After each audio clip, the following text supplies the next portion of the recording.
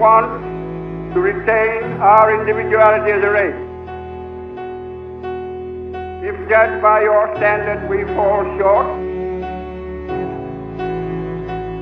does it matter very much whether we square up with the Pagaya standards or not? Where the doors are lonely all day long, where the stairs